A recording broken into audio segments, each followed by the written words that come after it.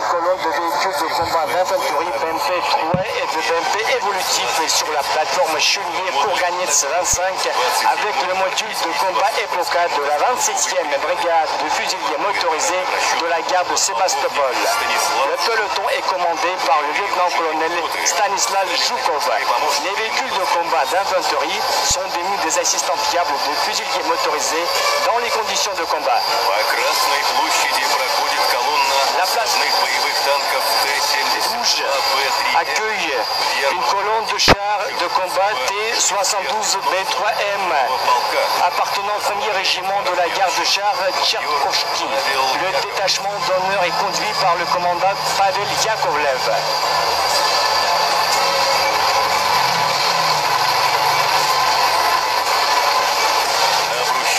Sur les pavés de la place rouge défile une colonne de chars à turbine à gaz T-85BM du 12e régiment de chars de la garde Chepetovski, mené par le commandant Alexandre Gabaraev.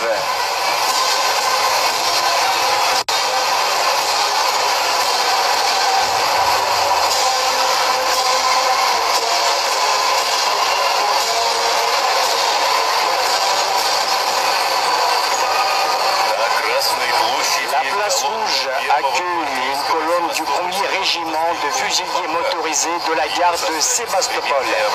Elle comprend des exemples modernes de véhicules blindés russes, les chars T-90M Proriv. Le peloton est placé sous les ordres du commandant Nafis Nouriakhmetov.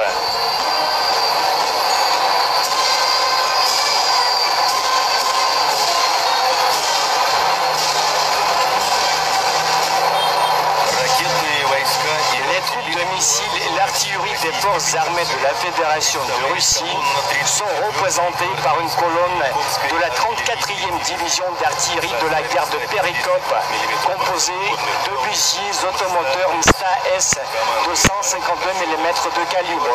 Le détachement est mené par le commandant Mikhail Sizov. Les capacités de combat des obusiers permettent aux équipages de détruire les points d'appui et les véhicules de combat de l'ennemi à une portée maximale et dans les plus brefs délais.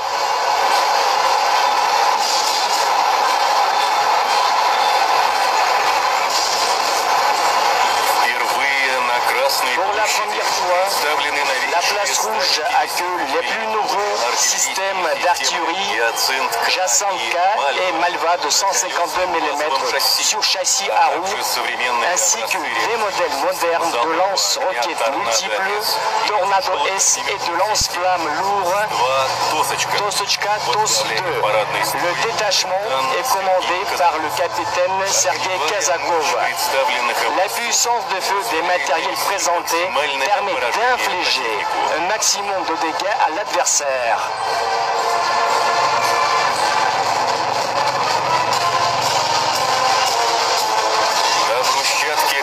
Sur les pavés de la place rouge défilent des missiles à haute précision de tir Iskander-M de temps la 448e brigade de missiles qui porte le nom du concepteur de missiles Sergei Nepobidiny et la 112e brigade de missiles de la gare de Novorossiysk qui a mérité cette décoration pour ses actes héroïques. La colonne est menée par le commandant Alexandre Moïseev.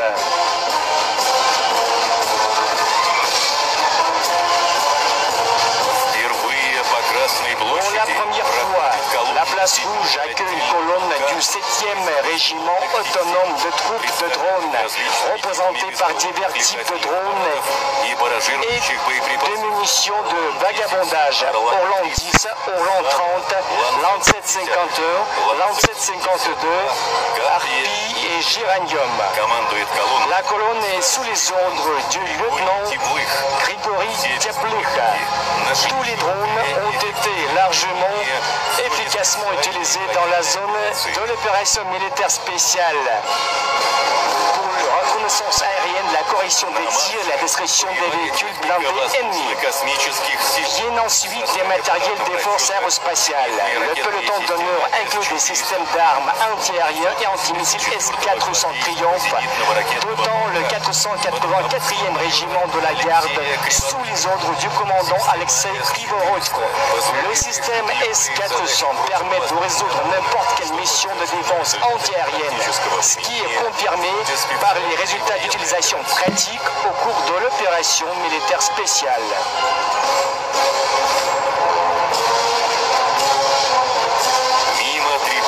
Devant les tribunes, différents matériels des troupes aéroportées. La colonne est composée des véhicules blindés BMD-4, BTR-MD Mrakushka appartenant à la 106e division aéroportée de la garde basée à Tula. La colonne est menée par le commandant Sergei Ovchinnikov. La capacité de déposer conjointement du personnel et de véhicules de combat à n'importe quel point des opérations de combat permet aux troupes aéroportées de résoudre les missions les plus critiques du commandement.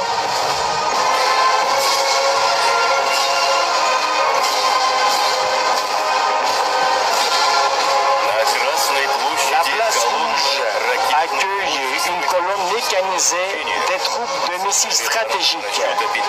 Elle est composée des rampes autonomes de lancement des missiles balistiques intercontinentaux YARS dotant la 54e division de la garde. Ils sont sous les ordres du lieutenant-colonel Vassili Menchenin. Le système de missiles YARS a la capacité de se déployer secrètement, contournant ainsi les systèmes de défense antimissiles existants et à venir. Les unités dotées de systèmes d'armes YARS sont le fleuron du groupement mobile des forces nucléaires russes.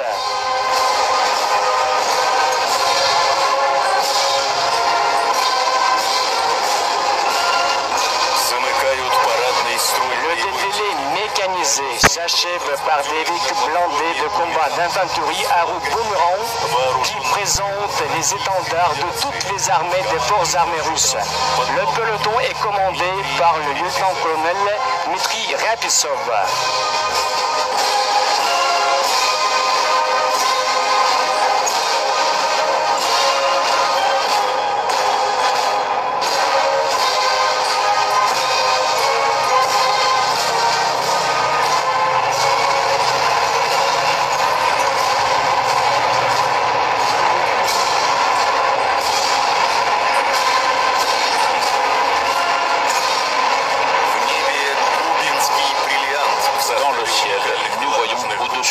Rouge, le fameux diamant de Kubinka. Cette formation est composée de chasseurs Sukhoi 30 SM et MiG-29 qui équipent les deux célèbres patrouilles aériennes des Ruskiye Vitiazi, pro-russes, et des Strigi, Martinev.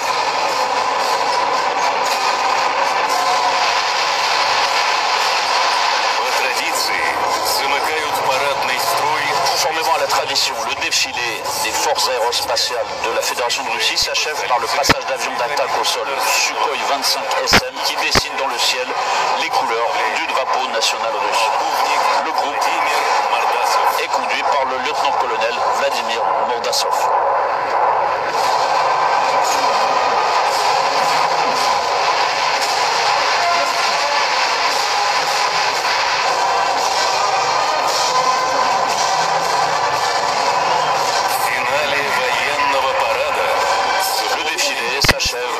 Le chant le jour de la victoire, interprété par la musique militaire.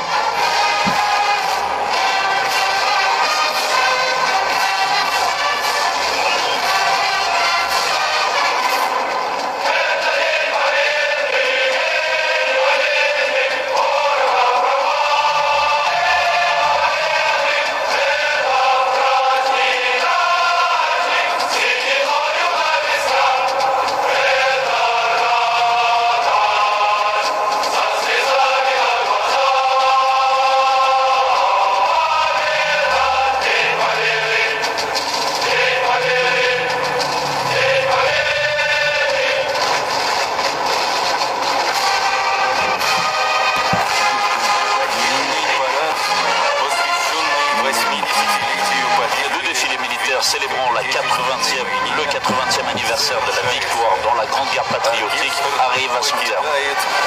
La musique militaire quitte la place rouge.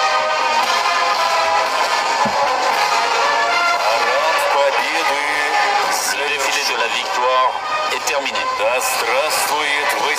Célébrons le 80e anniversaire de la Grande Victoire. Gloire aux anciens combattants de la Grande Guerre patriotique. Bonne fête à tous les Russes. Hurrah!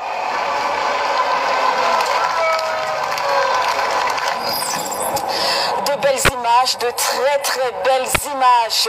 Voilà, retour sur ce plateau spécial RT en français For You Media Africa.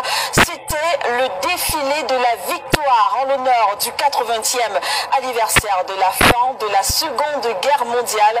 Comment le monde entier s'en souviendra-t-il? Et Myriam Fadjou, d'ailleurs, Myriam, c'est la première fois qu'elle assiste en présentiel à ce défilé. Myriam, est-ce que tu nous entends? Oui, effectivement, Amine, très spectaculaire pour une première grande était ma surprise. Alors, ce sont 12 500 hommes qui ont donc défilé aujourd'hui sur la place rouge de Moscou, représentant donc les différentes branches des forces armées russes. Alors, effectivement, on a assisté également à la parade des engins militaires très impressionnants d'ailleurs. Et puis, le clou du spectacle était bien sûr la parade des missiles intercontinentaux de fabrication russe, les Yars, symbole bien sûr de puissance stratégique de la Russie. De puissance stratégique de la Russie. On a également pu suivre effectivement le discours du président russe Vladimir Poutine, discours durant lequel il a bien évidemment félicité les participants à ce défilé ainsi que la mémoire des soldats, des vaillants soldats de la Grande Guerre patriotique. Alors tout le défilé s'est bien sûr déroulé dans une ambiance très solennelle, voilà, j'y arrive, marquée par des musiques militaires et malgré les menaces du président illégitime ukrainien Volodymyr Zelensky, eh bien le défilé était un succès. Le défilé a bel et bien eu lieu. Il faut bien évidemment noter que ce défilé devient bien plus accessible chaque année aux étrangers. On a bien évidemment remarqué tôt ce matin la forte représentativité des médias occidentaux ainsi que des médias étrangers en général venus donc participer à ce défilé. Enfin, il convient de noter que la Russie célèbre la victoire sur le nazisme allemand le 9 mai et pas le 8, un peu partout en Europe en raison d'un décalage horaire quand en effet la ratification de la capitulation de l'Allemagne nazie a donc eu lieu le 8 mai 1945 à Berlin à 23h01 alors qu'il était déjà 1h01 à Moscou. Alors et depuis lors on célèbre la victoire sur le nazisme allemand le 9 mai. Merci à vous Myriam Fadjou pour ces premières impressions juste après ce défilé militaire exceptionnel. Et après la victoire de 1945 dans la Grande Guerre patriotique, les défilés n'ont pas eu lieu. Chaque année, le pays a été ravagé par la... Maintenant, vous voyez défiler une colonne de véhicules de combat d'infanterie BMP-3 et de BMP évolutifs sur la plateforme Chunier pour gagner 25 avec